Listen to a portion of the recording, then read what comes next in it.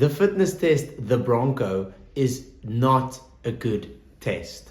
What's up guys, welcome back to the YouTube video, and today I will be discussing my thoughts on the Bronco test, or well, the famous Bronco test, which if you're a rugby player, you probably know is a really common test that your coaches have been doing probably like for the past, 7-8 years is when it probably like caught popularity. And today I'd like to talk about why I think the Bronco test itself is overused and maybe I think misused as well, in a sense that people are using it or expecting it to have a different effect of what it actually has.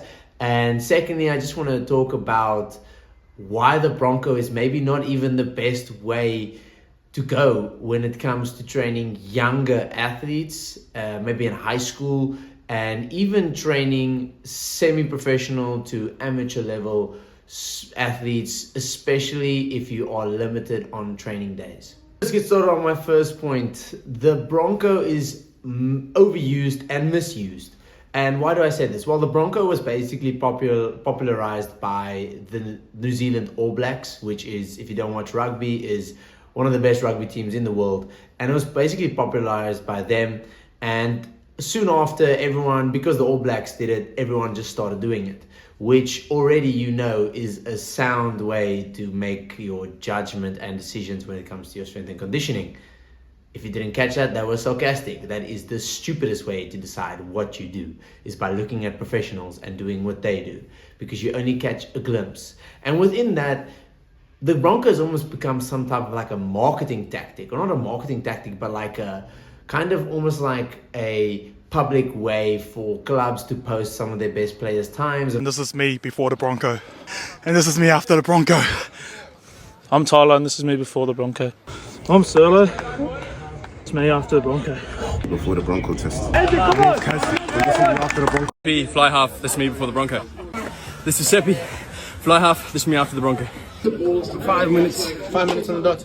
Nice. Hi, this is Hugo Longberg before the Bronco. Hi, I'm Chunya and this is me before the Bronco test. And obviously the times with the Bronco goes such as like backline players should be able to get it under 4:45, and getting it under 5 minutes is relatively good, and getting it over 5 minutes for forward is considered good. And there's these arbitrary numbers that players need to hit, and they are just that, they are arbitrary. And I think the All Blacks popularized it a lot when Bowden Barrett kind of broke this record, or set the record for the Bronco time, which was a really insane Bronco time.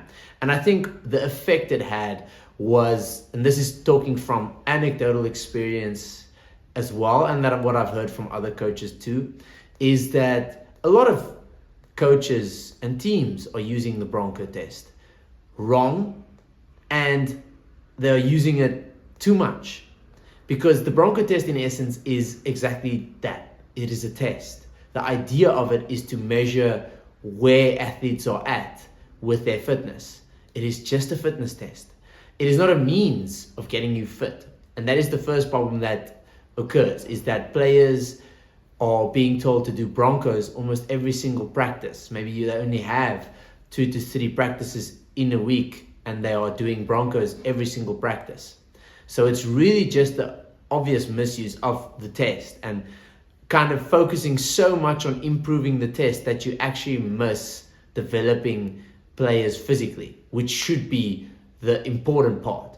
So how it should be done is that the Bronco test should be done, and then you should just continue with your normal development, and you should retest it after a longer while. Maybe test it at the beginning of your preseason, test it at the end of your preseason. That is a good measurement. That is a good way to use it, and I don't have much against that.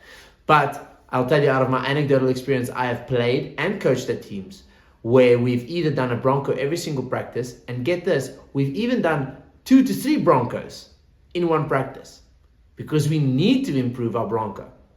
So that is the problem with fitness tests, especially if you use it in the form of team sports, in that team sports setting. So you really need to ask yourself, is it the Bronco test that's going to improve my athlete's game?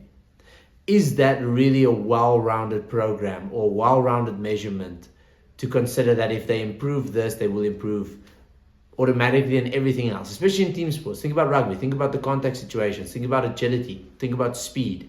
Think about repeat efforts, shorter bursts, not longer ones like, for example, like this longer effort like a Bronco, which is a continuous 4 to 6 minute effort. It's very different energy systems. There's a lot of different things to consider. A Bronco being your sole way of developing a player means you are really underdeveloping your players. You are missing a large part of their development.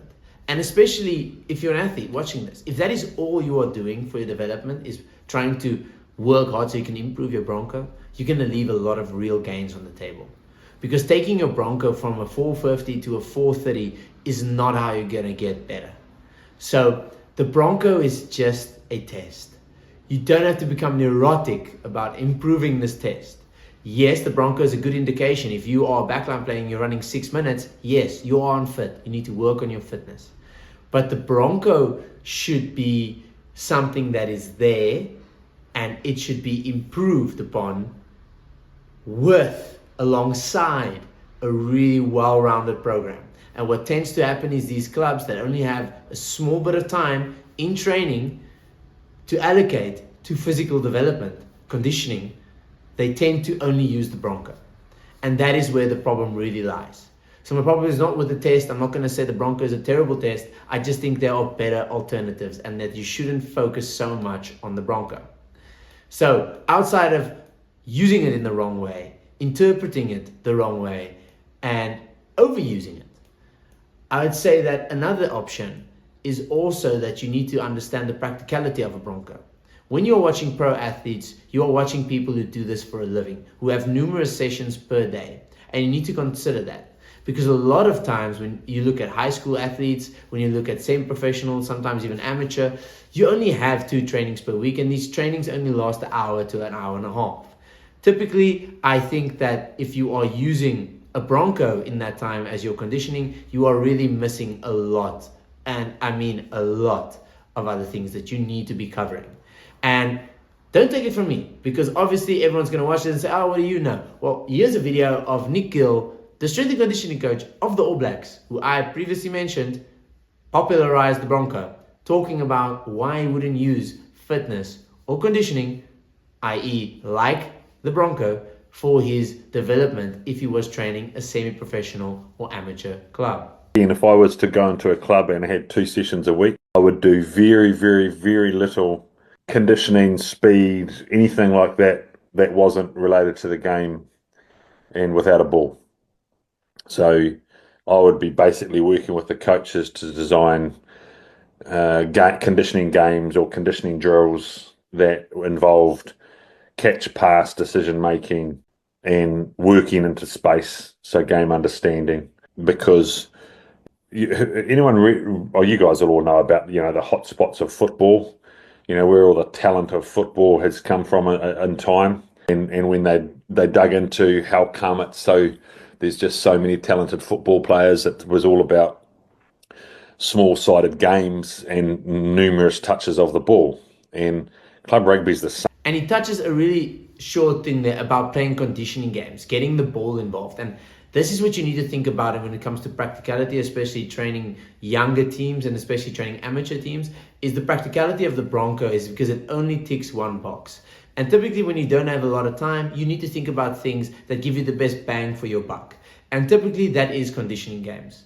I spoke about this previously on a post as well, and I kind of even did a little bit of a test of a Bronco versus a conditioning game and the differences that you get, the bunch of qualities that you do, and how people might see, especially coaches, might even see, the Bronco is working hard, it's conditioning, and the game is fine. So clearly we're not doing something. But actually, when you look at it, it's doing so much. When we talk about bang for your buck, a conditioning game gives you relative conditioning towards a game sense, which is much closer to the game's type of energy system development than a Bronco. It gives you actual time with a ball in hand, so developing actual skills that is required for the game. It develops basically interpretation of the field, analyzing defense, reacting to attack, reacting to defense. It has so many numerous qualities. It includes agility, it includes sprinting, it includes a lot of different things all in one.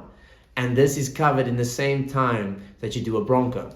Yes, maybe you might not cover as much meters, but typically I've noticed when incorporating this, bigger athletes who tend to try and survive Broncos, not do them up to their fullest capacity, always push harder when it comes to a conditioning game because it's funner, and athletes tend to like and push harder when they don't even realize that they are pushing harder. They just know they are trying harder in the game, but they aren't necessarily pushing harder. Whereas it's very difficult to get someone to push harder on a Bronco, which is literally just a Bronco, and that is what it is.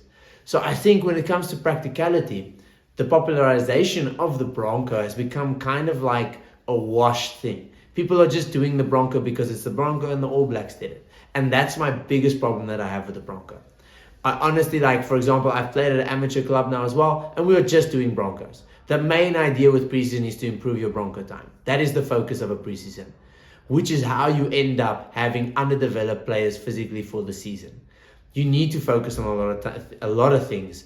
And honestly, when you are an amateur club or an high school team, you don't have a lot of time as a coach.